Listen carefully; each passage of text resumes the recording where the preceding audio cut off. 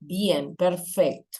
La clase pasada, la del miércoles 16, estuvimos hablando un poquito, bueno, del contenido del seminario y ya empezamos bastante en realidad, y hablamos de ASICUR, de cuáles son los cometidos de la Asociación de Industrias Químicas en el Uruguay. Revisamos formularios bueno, los formularios que ellos utilizan para las autoevaluaciones y para las auditorías que hace ASICUR, ¿verdad? Yo les dejé un formulario, tal vez le deje alguno más como material para ustedes, para que les quede. Y estuvimos conversando un poquito de, bueno, que eso también nos puede servir como una herramienta de diagnóstico cuando nos estamos de alguna manera enfrentando por primera vez a una empresa, en este caso en la industria química, ya que esos formularios nos orientan a cuáles son las pautas o los requisitos que, que deberíamos revisar para dar cumplimiento, bueno, a una mejor práctica en la industria. Yo les voy a pedir, salvo alguno que esté en el trabajo, por favor, que me prenda la cámara, porque tengo a Adriana, a Mateo, a Schubert, a Leonardo, que los estoy viendo en vivo, por un tema también, bueno, de vernos, porque muchos ya la clase pasada participaron, entonces yo ya voy reconociendo cara con participación, y eso, como yo les mencioné la vez pasada, forma parte de la evaluación y lo tengo. Andrea, Andrea, sí, está en el Yo trabajo. voy manejando, profe, llegando a mi casa. Cuando llegue, prendo la cámara. Brillante, bárbaro, excelente.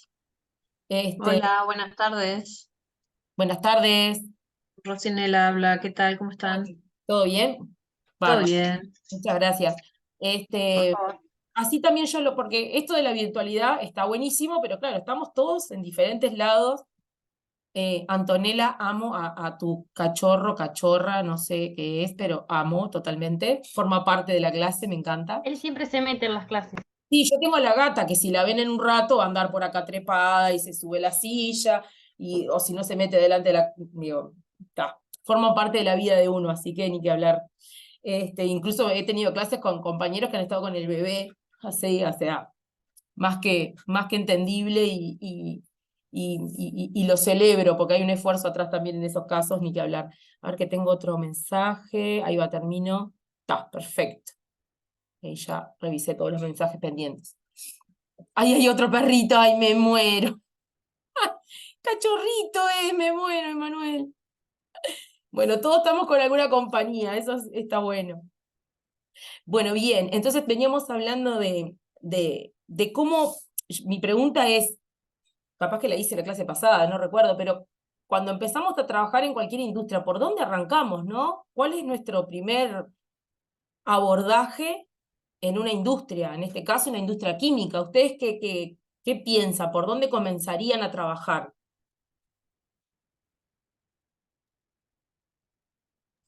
Y primero una entrevista sería con la parte patronal y quizás también con algún empleado, como Bien, para tener un diagnóstico inicial, además de la observación del lugar, inspección de los espacios físicos. perfecto. Eso Sí, sí habría sería el que, abordaje. ¿Qué más ahí, Mateo? ¿Te escucho? no, iba a decir que habría que conocer al detalle los procesos y quién lleva a cabo cada proceso, interactuar con ese funcionario, como para después sí tener más información a la hora de desarrollar un plan. Exacto. Sí, Yo hay todo. creo que, perdón, Sí, adelante, perdón, creo, perdón yo. no, Joana, te perdón. escucho. Creo que inicialmente haría una entrevista, pero con lo que es la dirección de la empresa, que te presente el organigrama, que te presente, digamos, lo que tiene de temas de seguridad. Ahí le haría una entrevista primero que nada a ellos y después optaría, en base al organigrama, las tareas y las distribuciones, a hablar con cada empleado, ¿no? Ujú. Bien. ¿Alguien más? Otra cosa, Yo otra también, cosa también pedir datos sobre accidentes, estadísticas, además de ver si tienen manual de procedimientos, ver qué registros tienen a nivel de seguridad en cuanto a accidentes laborales. Perfecto. Legajos. Legajos, ahí va descripciones del cargo. Muy bien, Rosinelia, ¿estoy diciéndolo bien? Hola, Sí, Hola, Camila. Rosinela, sí. Rosinela, perfecto. Hola Camila, ¿todo Buenas bien? tardes. Bien, bien. Bien, para Camila que recién ingresó, estamos comentando, bueno, cómo sería el abordaje de una industria química. Mañana se reciben, salen al campo laboral, comienzan a trabajar en cualquier rubro, ¿no? Pero bueno, tenemos que poner el foco en la industria química. Yo les dejé esos formularios justamente pensando en, bueno, como una herramienta que a ustedes les quede, para decir, bueno, una industria química, bueno, está asociada a SICUR, pasó por la instancia de evaluación, ya tiene esos formularios realizados, tuvo alguna auditoría de ASICUR, está certificado, entonces ya también eso es un input para revisar y relevar, porque como bien vimos la clase pasada, se revisan muchos elementos que también guardan relación con algo de la normativa. Si bien no es un requisito legal, ¿sí? Como tampoco lo es estar certificado en un sistema de gestión, como la 45001, no es un requisito legal, es una decisión de la organización contar con un sistema de gestión integrado, certificado, ¿sí? Como también el hecho de estar asociado a SICUR. Cuando entren a la página van a ver, no me acuerdo la cantidad de empresas, no están todas las industrias químicas asociadas, por eso es lo que decía, es algo que voluntariamente la organización define si lo realiza o no y si le agrega valor. ¿A dónde voy con esto? Justo recién la compañera mencionaba, los antecedentes también es importante relevarlos, como también revisar y identificar los requisitos legales, ¿verdad? Además de, como bien decía Joana, hacer una entrevista con la dirección, conocer cada proceso, cuáles son las entradas y las salidas que tiene esa empresa, ¿no? Como en un sistema de gestión, lo van a ver en el seminario 8, que es de sistema de gestión, cuando la norma 45001 habla de la organización y su contexto, ¿no? Es todo lo que realiza la organización, ¿no? En qué contexto trabaja, cuáles son las partes interesadas, los clientes, los proveedores, cuáles son los elementos de entrada y de salida de ese ciclo de trabajo.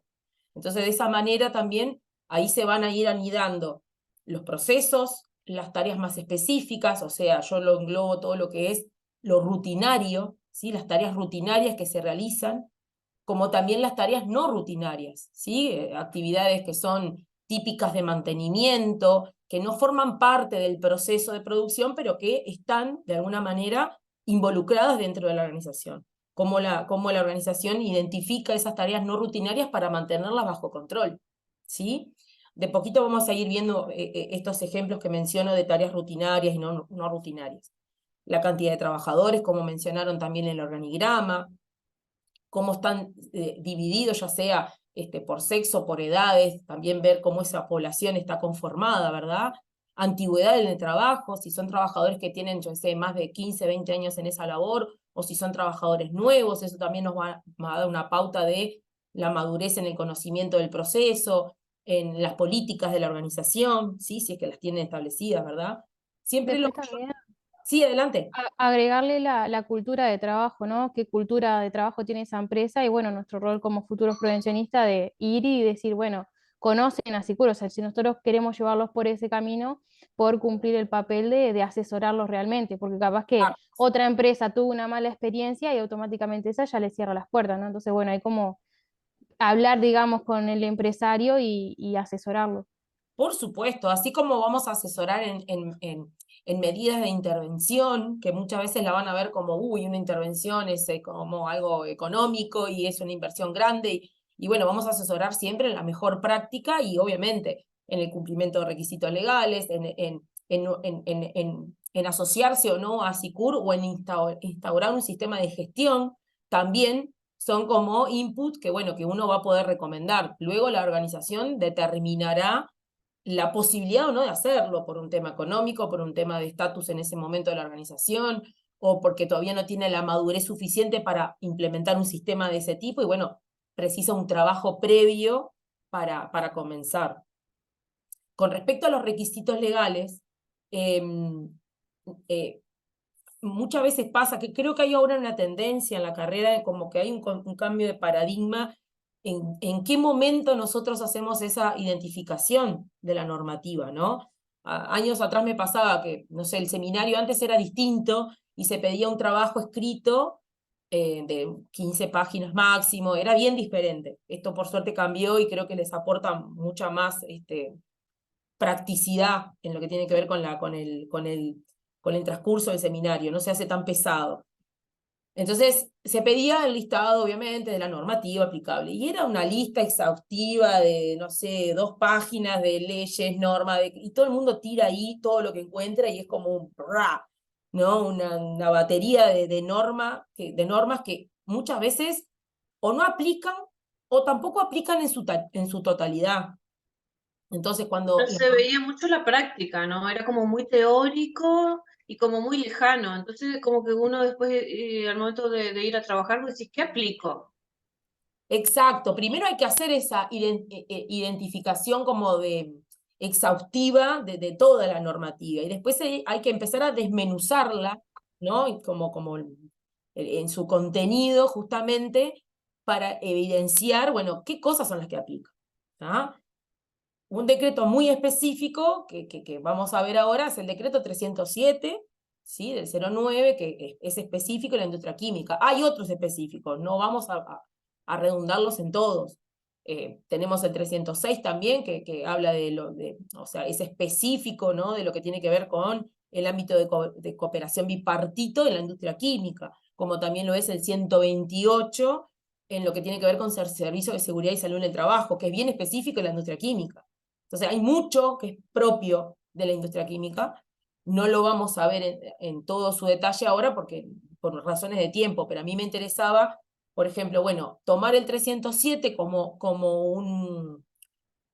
algo básico, ¿no? de aplicación, y cómo transformarlo en una herramienta que nos sirva para un diagnóstico. ¿Tá? ¿Ustedes ya han elaborado alguna lista de verificación vinculada y actualizada en función a la normativa uruguaya? Con el 125 lo utilizamos en seguridad, creo que fue. Ahí va. Mateo, contame, ¿qué fue lo que hicieron con el 125? Si mal no recuerdo, teníamos un caso, si mal no recuerdo, y teníamos que de la normativa armar un checklist basándonos en el caso y en la normativa de justamente eso, ¿no? Cosas a verificar el día de una visita, por ejemplo. Perfecto, bárbaro. ¿Alguien más ha elaborado, recuerda haber aplicado la normativa como una herramienta de diagnóstico? Jimena, te veo trancadísima ahí, vos tranquila, decime si querés hablar o escribime. Te veo que no te puedes conectar el audio, me parece, ¿no?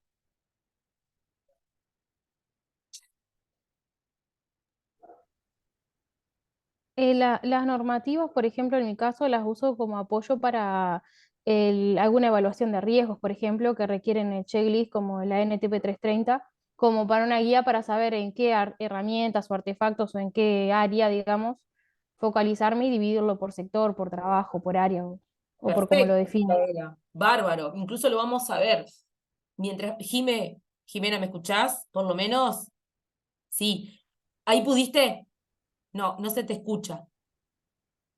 No, ¿sabés que no? No, era que estaba cortando una llamada, por eso estaba tocando ahí todo el tiempo. Pensé que querías hablar y no podías. Está, Jimena, bárbaro. Perdón, ¿Nos perdón. escuchás bien? Golazo, bárbaro. Micaela, con respecto a lo que vos mencionás, totalmente. Incluso vamos a ver, y es algo que yo siempre recomiendo cuando nosotros, digo, me estoy yendo un poquito para adelante, pero ya retomo lo de la normativa. Cuando hacemos nuestra identificación de peligros y evaluación de riesgos, es una buena práctica hacer mención, cuando desarrollamos las medidas de control o de intervención, hacer mención a qué artículo o de la normativa hace referencia. Es una forma de fundamentar esa medida de intervención. Porque básicamente el contenido del decreto o de los decretos de la normativa no son más que requisitos legales, son lo que hay que hacer. Entonces nosotros como asesores de seguridad no tenemos que inventar nada. Puede existir alguna medida de intervención que no guarde relación con la normativa y ahí no tenemos cómo fundamentarla 100%. Pero la mayoría de las medidas de intervención guardan relación con esos requisitos legales. ¿Me siguen? Supongamos que una de las medidas de intervención va a ser colocar un sistema de extracción en la fuente de emisión no sé, donde hay, no sé, se generan gases o vapores o material particulado, y la medida de intervención es, bueno, no existe una campana de aspiración o un sistema de extracción y hay que colocarlo. Bueno, eso vamos al decreto 307 y vamos a identificar en qué artículo hace mención la normativa, ¿sí? Que responde a esta necesidad. Entonces, de esa manera también lo que estamos haciendo es mostrándole al dueño, al empresario, al director de la empresa, bueno, mirá, esta medida es un requisito legal, por tanto, o sea, tiene un fundamento. No es que, ay, se le ocurrió al prevencionista poner una campana. ¿Me explico? Que eso muchas veces pasa y hay mucha resistencia a las propuestas de seguridad. O sea, no podemos ser más realistas que el rey, ¿sí? Nuestra base va a ser siempre el marco normativo. Podemos aplicar una mejor práctica de otra organización o algo de otro país, bienvenido, ¿sí?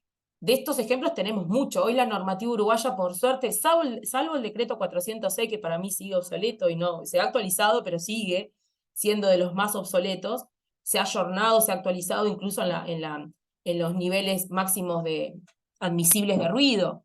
¿Se acuerdan que antes la normativa era 85 decibeles? Y cuando yo trabajaba en esta organización, que después les voy a mostrar un video de inducción, ya era, hace muchos años antes, 80 el límite. Y en la normativa uruguaya seguía siendo 85. Entonces, esta industria adoptó una medida de la casa matriz, que era holandesa, que ya definía, no, el valor límite admisible de emisión de ruido es 80, aunque la normativa uruguaya seguía diciendo 85. ¿Me explico? Podemos adoptar, como bien decía, una buena práctica o una medida externa, porque la organización la adopta, ¿sí? O nosotros la podemos proponer, pero siempre la última palabra la va a tener la organización. Nuestra base siempre va a ser el marco normativo. Entonces, yendo al decreto 307,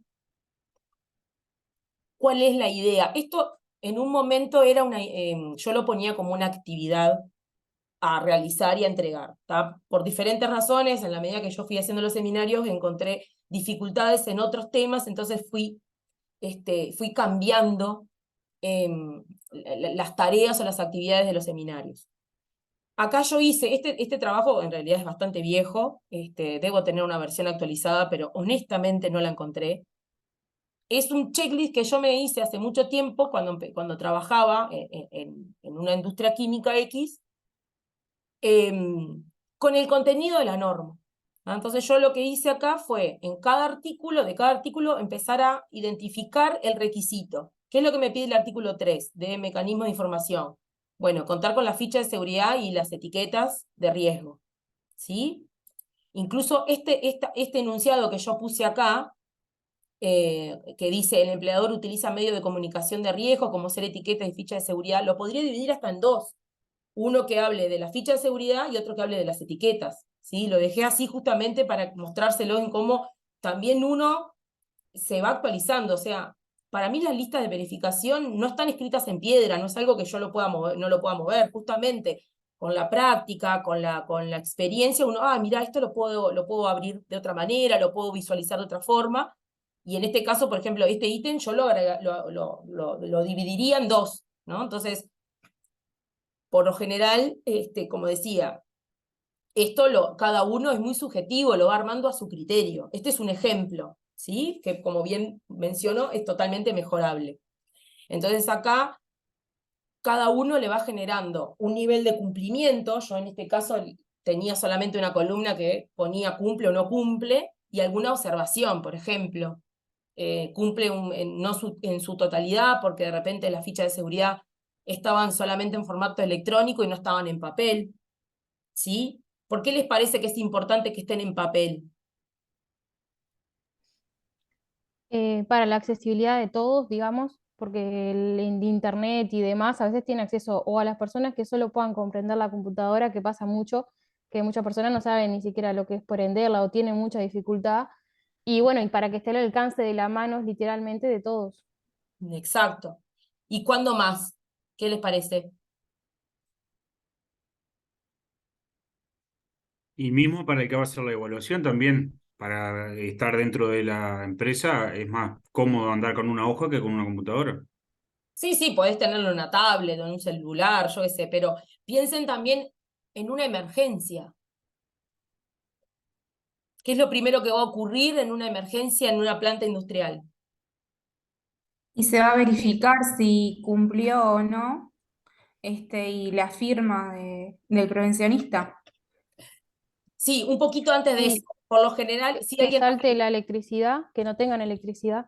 Exacto. Lo primero que va a ocurrir en una emergencia va a ser el corte total de la energía, por más UPS y servidor que exista, que respalde, eso va a ser un tiempo infinito y aparte uno en una emergencia seguramente tenga que evacuar y no va a estar dentro del lugar de trabajo revisando la ficha de seguridad. Entonces ahí, si tenemos un derrame o una exposición a un agente químico, lo más probable es que se evacúe la zona y que con el bibliorato, con todas las fichas ordenadas en español, etcétera, tengamos más accesibilidad para poder identificar el producto. Muchas veces es más difícil esa parte, lo pongo como un ejemplo. Cuando ocurre un derrame, al comienzo puede costar un poquito identificar qué es. Entonces ahí el área de producción puede decir, puede ser tal o tal producto porque es lo que estábamos bombeando o es lo que estábamos manipulando en ese momento. Entonces muchas veces se necesita esa información, a no ser que sea un producto químico que por su nivel de percepción en el ambiente sea rápidamente identificable, ¿me explico?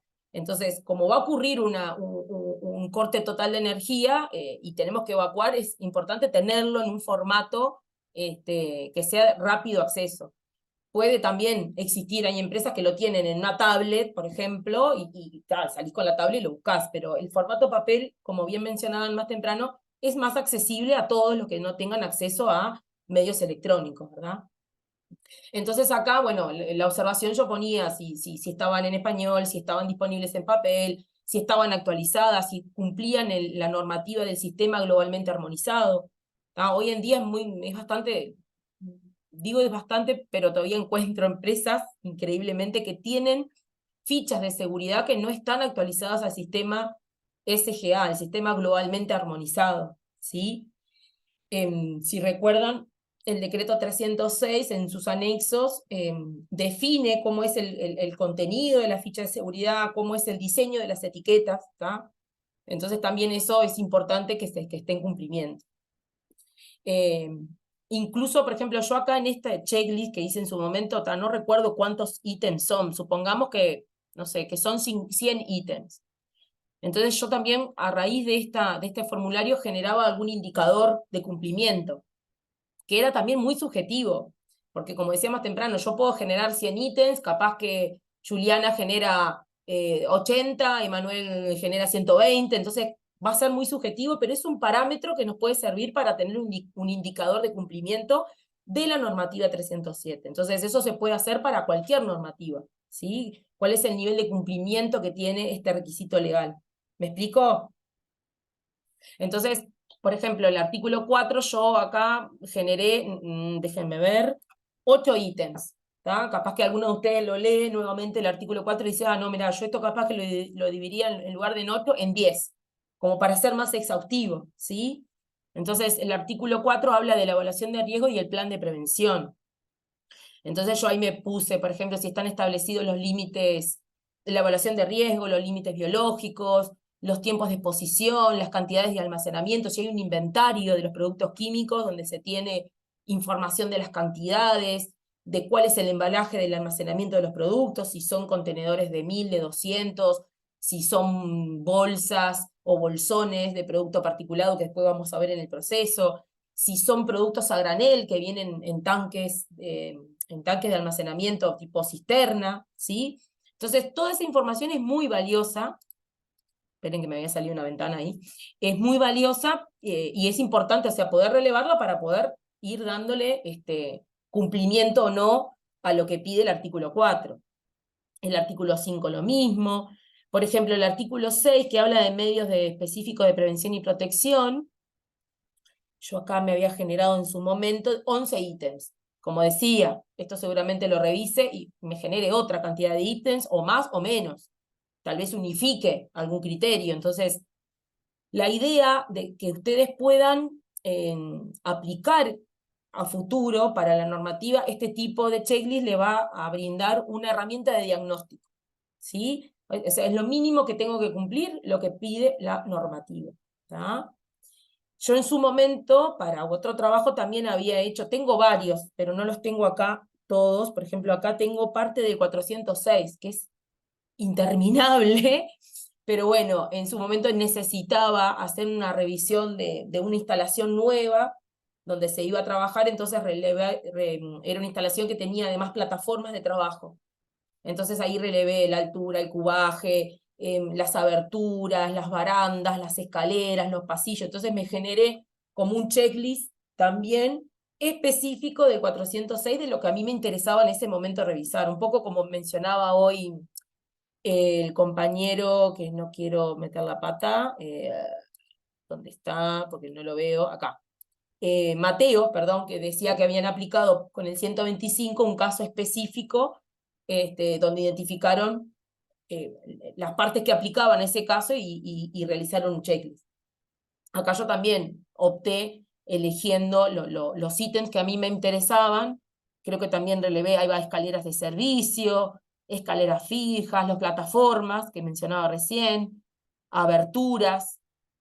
Vamos a ver que en las plataformas de producción muchas veces quedan espacios, ¿no?, para colocar máquinas y a veces quedan espacios abiertos o zonas en los tanques de producción que pueden caer objetos o cosas, entonces también relevábamos también esas posibles aberturas, donde pueden caer no solo personas, sino herramientas o materiales, los barandas, las rodapié, las puertas y las salidas. Bueno, vieron que el 406 es muy extenso. Ahí cada uno se puede ir generando su herramienta de checklist para ir relevando, valga la redundancia, el cumplimiento de la norma, ¿sí? ¿Han realizado algún checklist de este estilo? Ya me dijeron lo máximo que fue el 125, el compañero, ¿alguien más recuerda haber hecho algo así? Yo particularmente he hecho varios de diferentes, lo que aplica es muy diferente la normativa, ¿no? Bien, Leonardo. Pero sí lo que tengo agregado por ahí en el cumplimiento o no cumplimiento, ante un no cumplimiento que se encuentra, poner una fecha estimada de adecuación. Que después Perfecto. eso se puede trabajar, digamos, con los representantes de la empresa, con la empresa, para ir ajustándolo. Pero te da Perfecto. un mapa después para decir cuál tiene mayor prioridad que otro y atacar los puntos críticos, digamos, en base a... Excelente. Vos ya te generabas el plan de acción, ¿verdad? Tenés Claro, una ya matriz. haciendo, por lo general cuando suele pasar que te llaman para cuando hay algún lío en puerta, o que tuvieron alguna inspección, o que tuvieron algún accidente grave, o que entonces caes por eso. Entonces primero terminas atendiendo la urgencia y a veces para la urgencia te ayuda el checklist porque también de ahí vos sacás una evaluación y atendés los críticos. Entonces Sí, terminás sí, atendiendo la urgencia y después lo otro lo vas tirando para meses más adelante. Y te sí, genera un igual, programa del año. Por ahí. ahí va, igual no esto no es una evaluación, ¿tá? Por las dudas Sí, vamos a aclararlo, es una sí. identificación de requisitos legales que nos va a dar una pauta cuando hagamos Ujú. nuestra evaluación, ¿verdad?, de riesgos. Obviamente que esto lo vamos a poder machear con esto, entonces nos van a ser como dos herramientas que nos van a dar una misma entrada de datos, ¿no? O sea, tiene que ser coherente. Si mi evaluación de riesgos, por ejemplo, yo mencioné hoy lo de la campana de aspiración, si en el decreto 307 identifico que no hay nada instalado en un proceso, acá va a ser un no cumple. Por tanto, cuando yo haga mi evaluación de riesgo, ¿sí?, debería estar alineado ese criterio de evaluación con lo que yo identifiqué previamente. Yo esto lo muestro y está muy bien, como vos decías, Leonardo, es como una herramienta de diagnóstico. Sí me va a dar una pauta de los incumplimientos y de los cumplimientos que la empresa tiene en relación a los requisitos legales, ¿sí? No es una evaluación, por eso solamente ese término te corrijo nada más, solamente es un acercamiento al cumplimiento de la norma. Y ahí, Claro. obviamente, genera un plan de acción con plazos, con responsables, o le pongo una nota, bueno, esto se va a evaluar en conjunto con la evaluación de riesgos, ¿sí? Si voy a hacer una evaluación de riesgo químico, una medición, corresponde con eso, o si tiene asociado, no sé, ese requisito con algún otro proceso de mantenimiento o de ingeniería, ¿no? Poder anidar esas acciones con otros responsables o con otros actores que participan en el proceso productivo, ¿verdad? Claro, claro. No, lo que yo te decía que te ayuda en principio más que nada a criterio, como para hacer una evaluación inicial, no un estudio, ¿no? Pero es a criterio de ver si hay exposición o no, Exacto. y después sobre eso vos haces las evaluaciones, digamos, el análisis y terminás de definir un poco el plan de trabajo. Te da un mapa a relevar, porque puede pasar que vos lo releves a simple vista, que Exacto. haces unas anotaciones, pero después hay un montón de puntos que por ahí pasas por alto, que el checklist te ayuda a ver más en detalle, ¿no? Claro, a ver, hoy mencionaban, por ejemplo, el método de evaluación de la NTP 330, ¿sí? No está mala la evaluación, digo, lo que sí o sí nos obliga a adecuar los cuestionarios justamente a la normativa uruguaya. Entonces, de alguna manera, quien haya aplicado el método NTP 330, de alguna manera tuvo que adecuar esos formularios a nuestra normativa. Entonces, de alguna manera ya hizo ese trabajo en conjunto de ir macheando el requisito legal que me pide la norma con la evaluación propiamente dicha, ¿verdad? Entonces, ahí capaz que el camino es un poco más corto. Incluso el método habla del nivel de deficiencia, ¿no? Corríjanme porque no es un método que use con frecuencia, por favor, no quiero meter la pata. Entonces, el nivel de deficiencia, ¿cómo lo determino? O sea, bueno, capaz que estos relevamientos previos que yo puedo hacer a través de la normativa me va a dar una idea de, bueno, cuál es ese nivel de deficiencia o de incumplimiento que existe para determinar ese valor, porque también es muy subjetivo. Si yo no tengo un relevamiento previo del proceso, de las instalaciones, de lo que se hace, es imposible ir directamente a hacer una identificación y evaluación de riesgo. ¿Me explico? Necesito previamente poder diagnosticar el estado de situación antes de hacer una evaluación. ¿Sí? Y Bien. por ahí, aparte, el Adelante. nivel de eficiencia también tiene que ver con que el conocimiento que yo tengo del equipo que está funcionando. Entonces, si a veces ese dato me lo da el que lo opera, y yo a simple vista no lo veo en principio, Exacto. ¿no? Totalmente. Por eso lo que tú mencionás de la participación de los trabajadores es fundamental. Incluso, déjenme ver, pero acá en algún lado, déjenme ver dónde está, acá, porque estoy buscando el artículo, no lo veo bien, incidentes, prohibiciones, información y formación, ¿no? El artículo 10. Acá justamente lo que busca es que la información y la formación, pero también la participación de los trabajadores. Entonces, ¿se acuerdan que el otro día veíamos en el código 5 de ASICUR que preguntaba justamente cómo era la participación y la formación de los trabajadores? Entonces, tú mencionabas ahora, Leonardo, bueno, el encuestar al trabajador, el hacerlo partícipe de que me cuente qué es lo que hace, cómo lo hace, con qué frecuencia, toda esa información yo la voy a tomar a mi favor para poder hacer después una correcta identificación de peligros en ese proceso o en esa tarea y una evaluación. Entonces, también el decreto 307 busca que exista esa participación.